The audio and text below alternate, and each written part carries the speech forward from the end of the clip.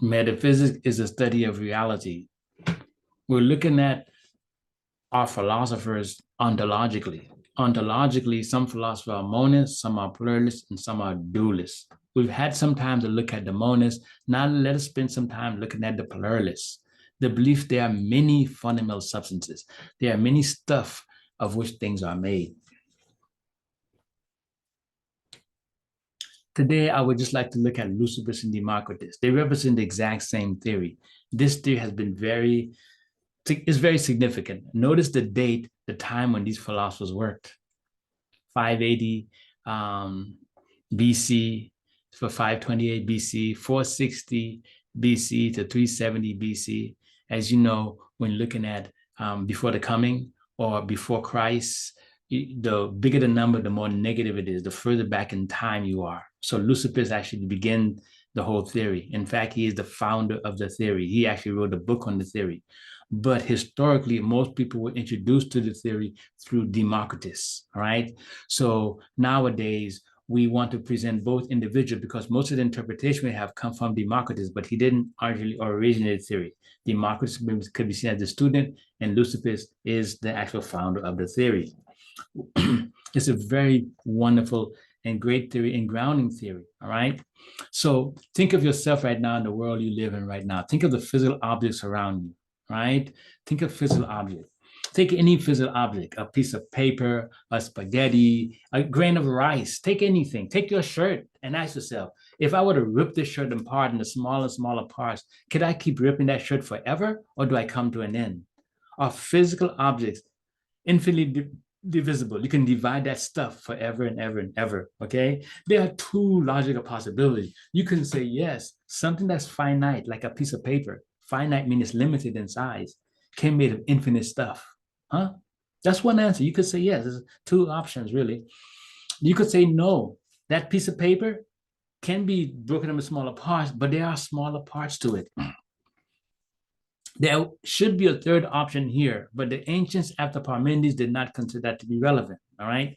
And the idea is that the piece of paper you have, although it's a thing, you can touch it and tear it up and things like that, it could be made of nothing. Can you believe that this paper ultimately makes absolutely nothing? After the rise of Parmenides, nobody accepted this idea at all, that the paper can be made of nothing, because it's already something. How could it be made of absolutely nothing? That's impossible. So that's not one of the choices for these philosophers, all right? It's either it's made of infinite stuff or made of finite stuff. These philosophers argued, okay, that it's impossible for something that's already small, like a piece of paper, to be made of infinite parts.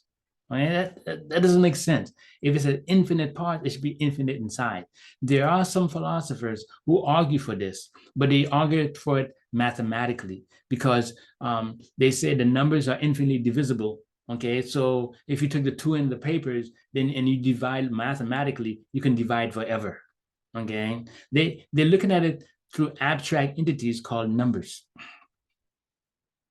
So these philosophers argued, okay, there are smaller parts in the world, we call them atoms.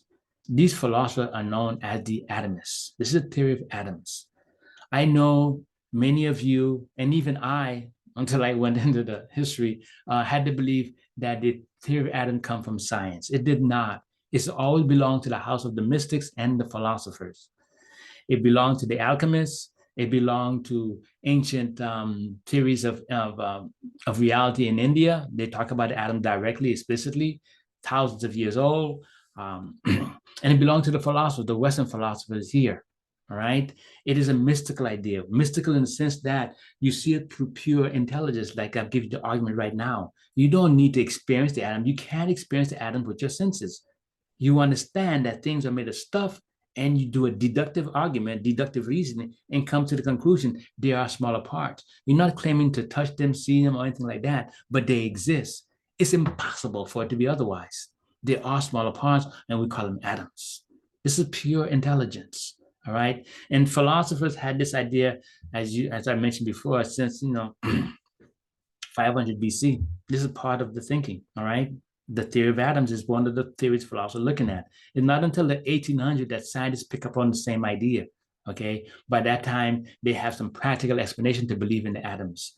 So they have this, but they think they had the philosopher Adam, but they misunderstood the philosopher's Adam. All right. This is how the philosopher Leucippus conceived of the atoms. All right. It's in gray because I really think we're using pure reasoning. We're in the dark, and I leave it like that. I can update this PowerPoint, make them bright and shiny, stuff like that, but I can't because nowadays I think scientists are basically on the same level. Okay. Like, for example, what color are atoms? What shape are atoms? Those are questions to which we don't have answers to in science I'm talking about, all right? And so you see in front of you different shapes. Leucippus argued we don't know the shape of these things. So let us infer they resemble the geometric shape that we are aware of. Cubes, spheres, pyramids, and things like that. This is an inference. We don't have direct sense access to these things. Nowadays, scientists still do not know the shape of atoms, okay? They still don't know. So you're looking at pure reasoning, and this is the conclusion. These are reasonable ways to look at the world. The first thing, the word atom from the Greek language means atomos, means that which is indivisible. Modern science, when they came up with the theory of atoms, it had a proton and electron. That was not the philosopher's atoms. This was the philosopher's molecule. So they misinterpreted the philosopher's atoms, okay? What you call particle physics today, that's the philosopher's atoms. However, because the particles were discovered through the experimental method, we don't know, in fact, that those 12 fundamental particles cannot be further divided because it's experiential. So you don't know intellectually they cannot be further divided. With a few more $1 billion, a few more geniuses, maybe you can destroy those 12 fundamental particles even more and find other particles they're made of, right? So natural atoms, you may call them, are which I accept from science as well, okay, are really not the philosopher's atom. Philosophers are looking at the particles. They're looking at particles, right? Then Leucippus argued that these were infinite in number because his theory of atoms will account for all the things in the universe, the cosmos, everything he observed, and all the life form. So there's so many things so massive inside, there must be infinite atoms, okay? I do not appeal to that infinite stuff in any category, even at the atomic level. Atoms are in motion. I like this move towards motion. On this level, I move my hand, I walk, things happen, okay? Where does the motion come from? Since everything is made of atoms, atoms themselves must be in motion. Beautiful. It's the first clear movement towards the understanding of energy in the world, which is very difficult to understand, or how energy is there. I don't need to explain how it comes from because it's already there because I'm already using it. That's a different philosophical question. It's already there. I'm using it. I like that move. I really like that move. It's a deeper understanding of reality. Then they notice something, that atoms exist in the void. This goes against the Parmenides move because this is a pluralistic theory. And what does that mean? Parmenides saw the absolute nothing as negative and bad, okay? So if we were to see two atoms and they exist and nothing, because there's a bad thing, his psychologists say they are one, they are together. But in reality, that's not necessarily true. The atomists saw the nothingness as a void. That is valuable nothingness. Here's the insight they had. For the atoms to exist, they must exist in nothing. It's not one or the other. It's impossible. It's impossible to have existence without absolutely nothing. You need it. You cannot have one without the other. Okay? You cannot have one without the other. So Parmenides focus on telling people to focus away from nothingness. That's not necessarily true. Okay? You need to understand that ultimate reality rests in absolutely nothing. Okay? But now, since it's a valuable nothing, we call it the void. We call it the void. So atoms in the void is how you summarize this theory. This is the theory of atoms and the void. All right? Atoms in the void. In this stage here, the idea of an ether or space being something is not there at all. It's not there at all. Since every atom is individually uncuttable, that means each atom is individual, is eternal and unchanging. That in today's time, that would be the particle physics. But like I say, when I mention modern science, it does not make sense to speak in that way, okay? Because the particles can be further divided. We don't know if there's anything, there's nothing else than below that, okay? When this model, that's the way the world's supposed to be. Boom, this is the foundation of everything.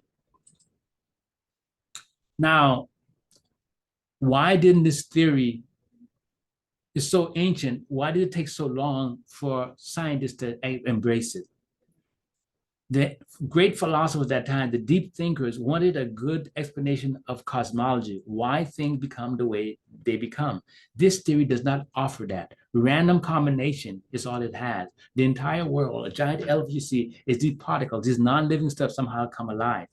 Nowadays, in science, this has been embraced somewhat, okay? But for the philosophers back then, they needed a more comprehensive understanding of how cosmological events take place. How does a tiger become a tiger? How does a horse become a horse? They need a more significant explanation. This theory postulated that somehow these things randomly come together and boom. For the philosopher at that time, this is magical thinking. This is irrational, okay? Not a bright way. We need a better explanation. You need to prove it. There's no proof of that. This is just a belief that things randomly come together, and they are. This is a belief. Science like to hold on to it, but gradually it's getting more and more tougher to hold on to this idea.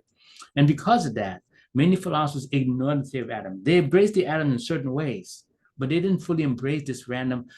They couldn't say it was false because you have to prove it's not random, but they look for alternate, more reasonable explanation, you can say. Okay, look for alternate, more reasonable explanation. This is the theory of atoms, and I really do believe that this is the philosophy behind science, but in this way, it's purely logic. And scientists trying to establish the same theory using the experimental method, trying to prove every element. And it's very challenging, extremely, extremely challenging. It is very challenging to convince people that everything comes from random chance. It's very, very challenging.